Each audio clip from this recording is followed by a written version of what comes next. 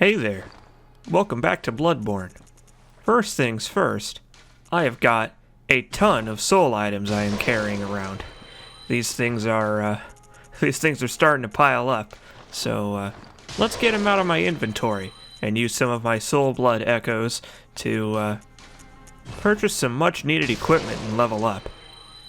See, it's at this point where Bloodborne starts to kind of balloon the soul economy a little bit. Since we joined the Vile Bloods, we can now afford the Cainhurst armor and purchase it with our new Cainhurst badge, so we're going to do that. We're also going to sell some of the equipment that I am no longer going to be using, such as Ludwig's Holy Blade. I also don't have the stats to use the Rider Palash, or maybe I do. I sold it before I could look at my stats, but I'm never going to actually wield the thing, and it gives you quite a bit of money. See, the downside, of course, of the Cainhurst armor is that it has very good stats, but it's very expensive. Although I suppose if you are doing the Cainhurst intended thing of invading other people and stealing their blood echoes and all that stuff, doesn't much matter. But it sure does look good. Made out of fine silver to ward off blood and infected beast griblies. The Cainhurst armor is what the knights wear, and it sure does look the part. I mean, cape might be a little bit unnecessary, but it certainly does look the part. We also have a bunch of new runes that we've picked up since I last looked at the rune menu. The Vile Blood rune makes you heal automatically when you are really low on health. It's not super useful, actually, because the threshold is very low, but you can raise the threshold by upgrading your vitality. So if you plan on having a lot of health, it can be quite a boon. I desire to channel my blood echoes. Become your strength. But Farewell, good hunter. Yeah.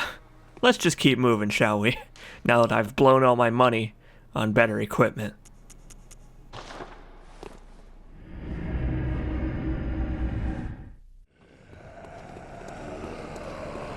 I've made the executive decision to give the Cainhurst summons to Alfred, because, I mean, really, what's the worst that could happen, you know? He wanted it, so we might as well help our buddy complete his quest, for better or worse. Hey, pal, I got something for you. Oh, good to see you safe. Now, let's think up something to discuss. Just tell me what piques your interest. Well, I've got an envelope for you. Feel free to open it. Aha! Is that the sigil of Cainhurst? I've heard tell of Cainhurst nobles and their amusingly pompous invitations. Wonderful. I thank you profusely. I will depart immediately, but first, a token of my gratitude. Why, thank you. Ah, I feel my master's hand at work. Praise the good blood, and let us cleanse these tarnished streets. Praise the good blood indeed.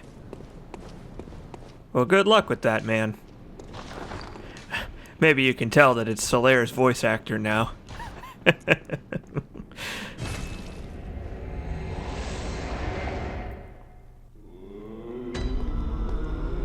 For helping out our dear friend Alfred, we got the Wheel Hunter badge, which allows us to purchase, wait for it,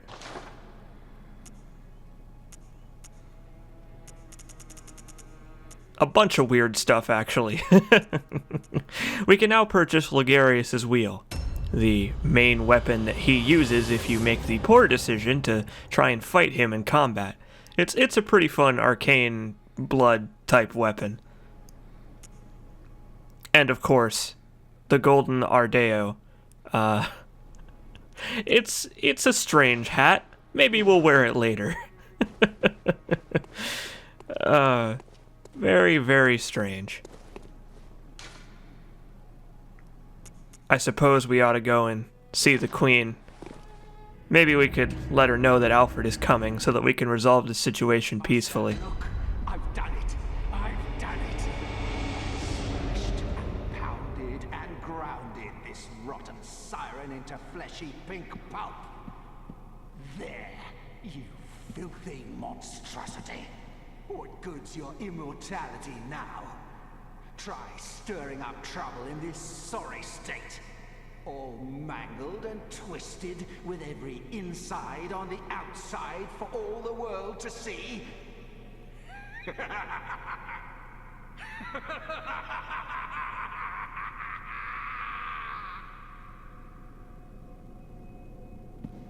Oh my. Alfred, my man. You might need to take a chill pill, sir. Oh.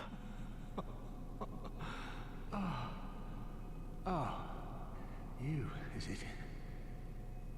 Look at this. Thanks to you, I've done it. Well, isn't it wonderful? Now Master can be canonized as a true martyr. I've done it. I have.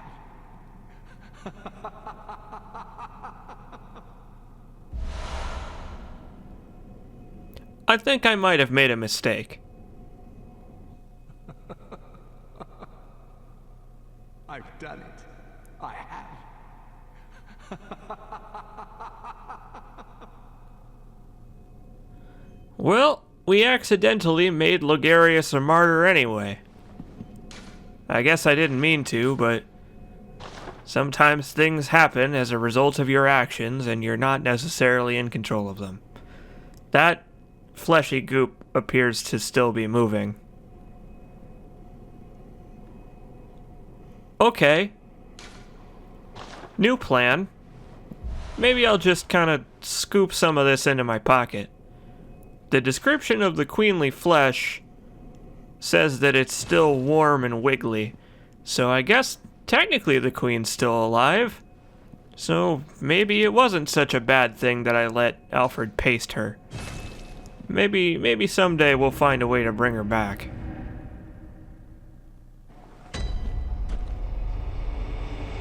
In the meantime, we're back at the Forbidden Woods. I've been putting it off long enough. It's time for us to finally go to Byrgenworth. And here comes your warning. If you don't like bugs, specifically arachnid-shaped bugs, now's a good chance to tune out. Byrgenworth is a nice little area. It's pretty compact, which is why I've been saving it, because there's not much to it. It reeks quite heavily of cut content, but, oh my.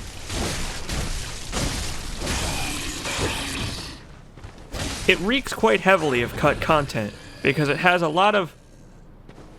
Thanks. It has a lot of really interesting enemies, set pieces, and atmosphere that don't appear anywhere else in the game. Like these fly dudes, who are called, Migo zombies, I believe is what they're called. They are named after a Himalayan snow beast creature in the Lovecraft mythos for some reason. Very strange. Welcome to Byrgenworth, everybody. We've heard a lot about this place. The abandoned college that was once the home of all of these fuckos that are running around ruining things in Yharnam with experimentation with blood and Cthulhu's. A lot of the problems that Yharnam and the surrounding area have spawned from the research done here at Byrgenworth. Nowadays, it's abandoned, but at the time, it was a buzzing hive of fly men. It was a buzzing hive of scholarly activity.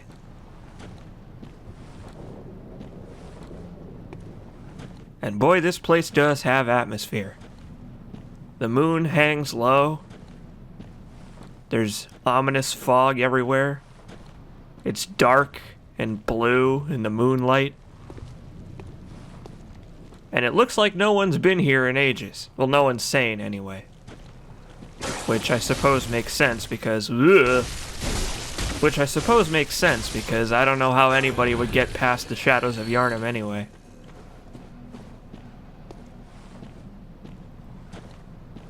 The Canehurst armor is going to serve me pretty well here.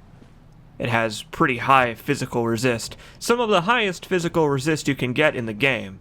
It is what you will probably see people wearing in PvP, unless you bring out a fire weapon, then they'll back off and switch to the Charred Hunter set. But for physical resist, it doesn't get much better than the Canehurst armor. Which I guess makes sense, because unlike a lot of clothing in this game, the Canehurst armor is real armor meant to be worn by real knights. So, I suppose that gels.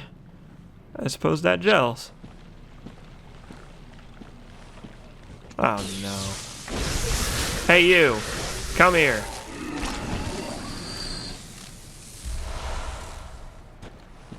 Brain suckers? Really weak to electricity.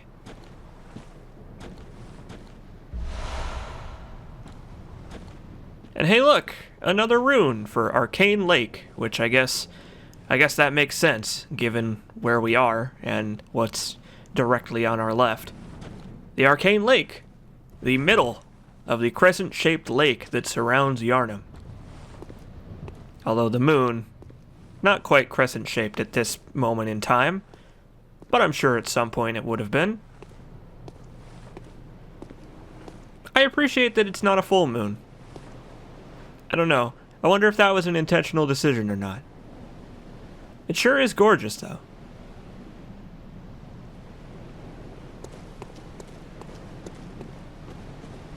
Something that's really interesting about this area is that if you turn around and look up, you can see the windmills from the Forbidden Woods.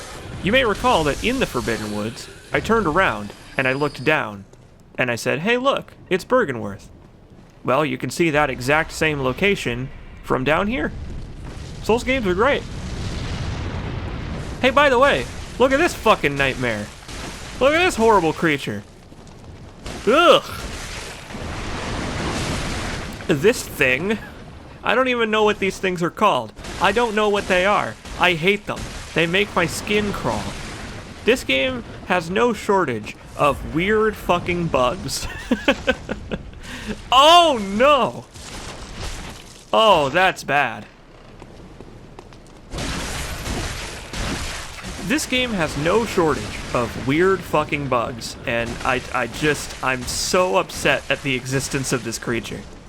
It has a weak spot on top of its head that you can target.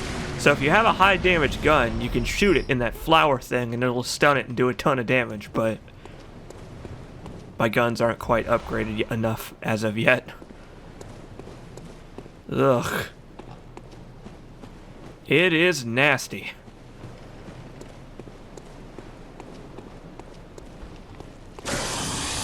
I appreciate that they got, like, the maximum amount of mileage that they could out of this area.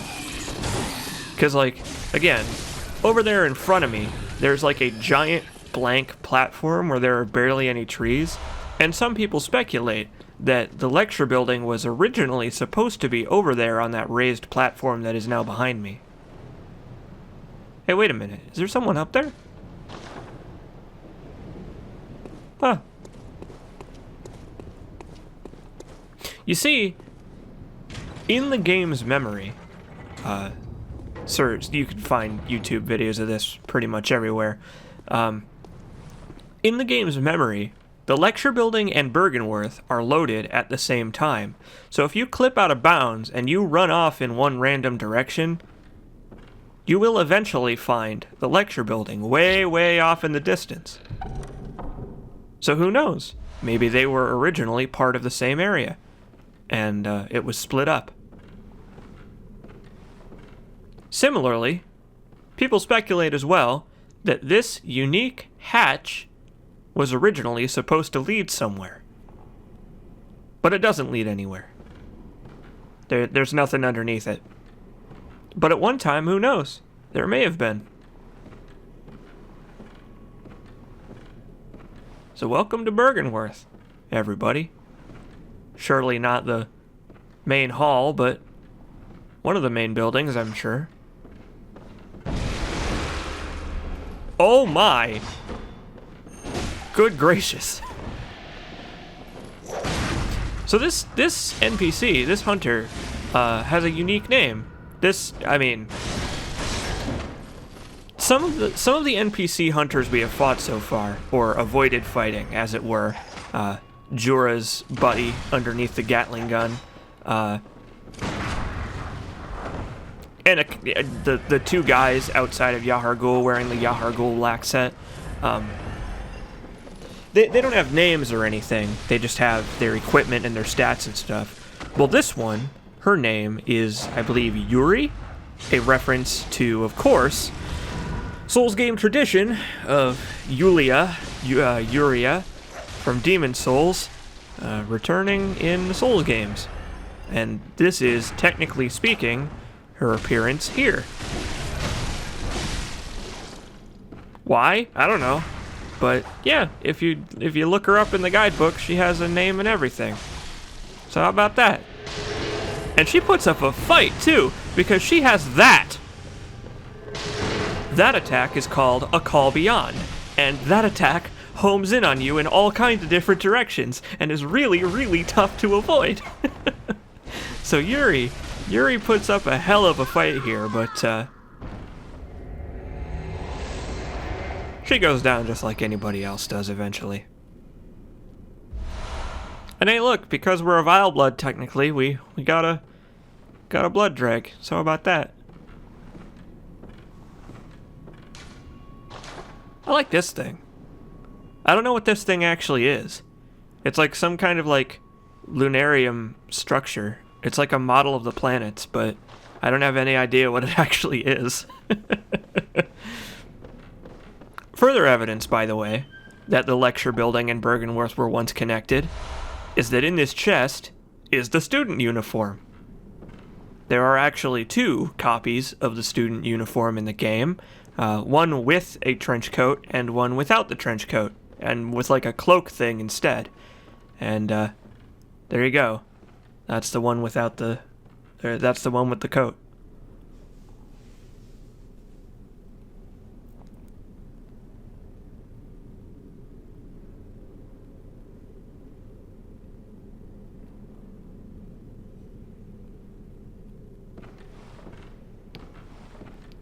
Well, the line between man and beast is getting pretty blurry by now.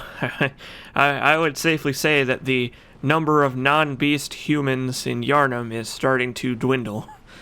So if we're going to do something to end the hunt, we'd better do it soon, because I have a feeling that nobody's going to be left come morning if we don't act. Thankfully, though, we're reaching the end of the road. If you've been watching the bonus features and paying attention to the story so far, you know that Byrgenworth is our current final destination. From our vision after touching the skull on the altar in the Grand Cathedral, Byrgenworth is technically speaking our next plot destination. So hopefully, hopefully, we'll get some answers. The empty phantasm shell is another tool item, like the Augur of Ebrietas or the Beast Roar. It consumes bullets to buff your weapon with flat arcane damage, which is really good for characters who aren't specializing in arcane and still want to get a little mileage out of it, because some enemies are very weak to it.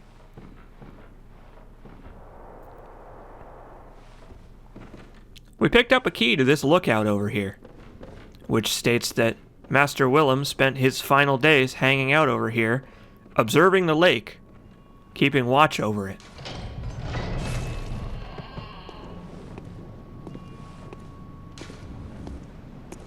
And what do you know? Looks like he's still here. Hey there.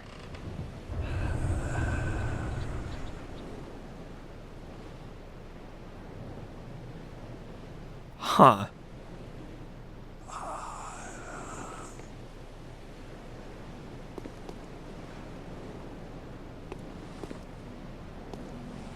Okay. What could be over here, I wonder?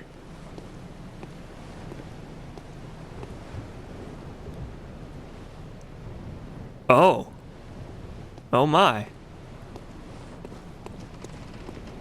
Okay. Better get a running start, Jill. It's a long way down. Welcome, everybody, to the true secret of Byrgenworth. For you see, hidden below the lake is the subject of notes we've been reading about for this entire game. You may recall that the Byrgenworth spider holds all manner of secrets and all that stuff. It makes my head shudder uncontrollably and all that crap.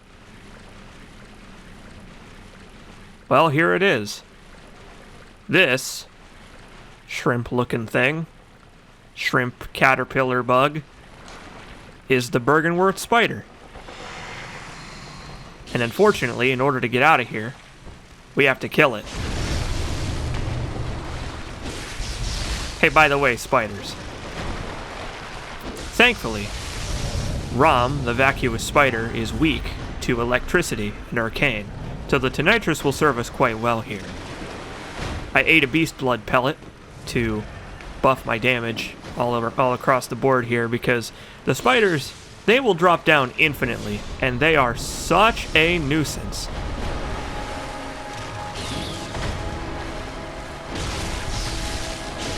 But of course Rom is going to defend itself. I mean, it has every right to.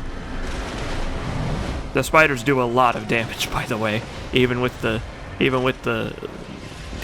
armor that I picked up specifically for this boss fight. This is a hell of a fight. You really got to stay on top of it, because if you let it get out of hand, Rom will kick your ass, especially if you get close. Thankfully, though, with its weakness to electricity, this horrible, horrible fight with these horrible, horrible creatures is over with before too long.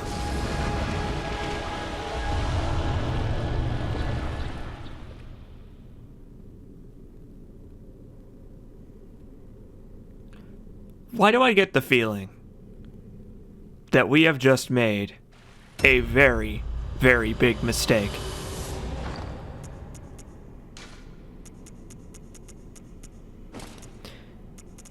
Makes me wonder why the notes said that Rom holds all manner of secrets.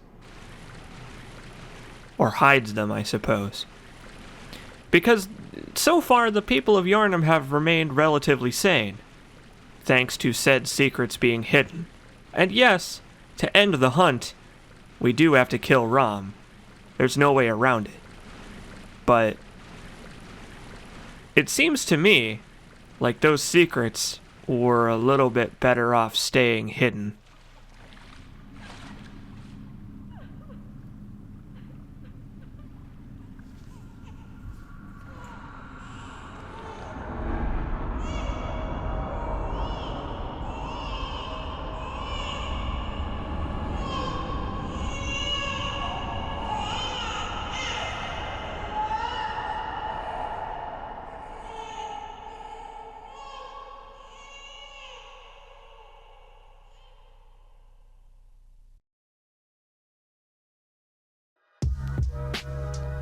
The Logarius Wheel is the weapon wielded by Logarius's band of executioners.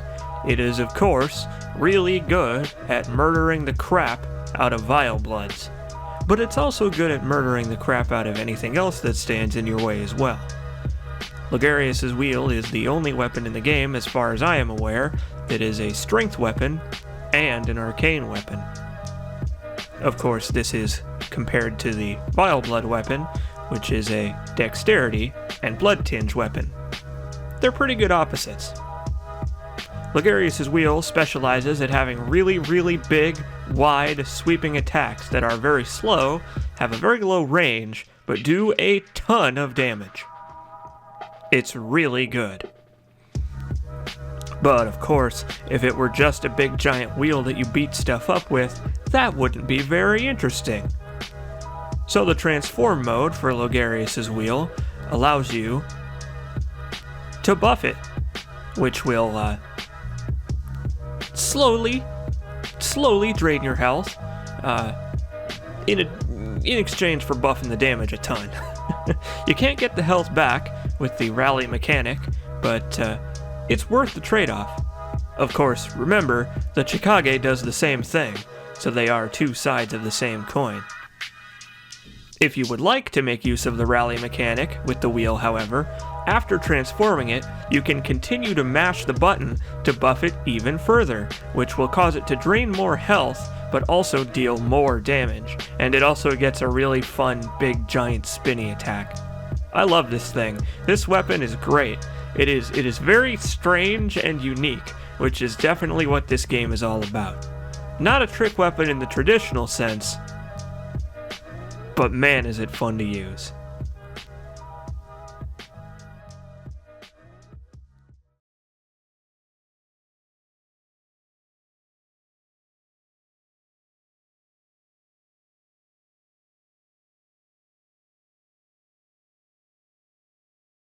You know, the funny thing about Byrgen is that I don't really have to say much here.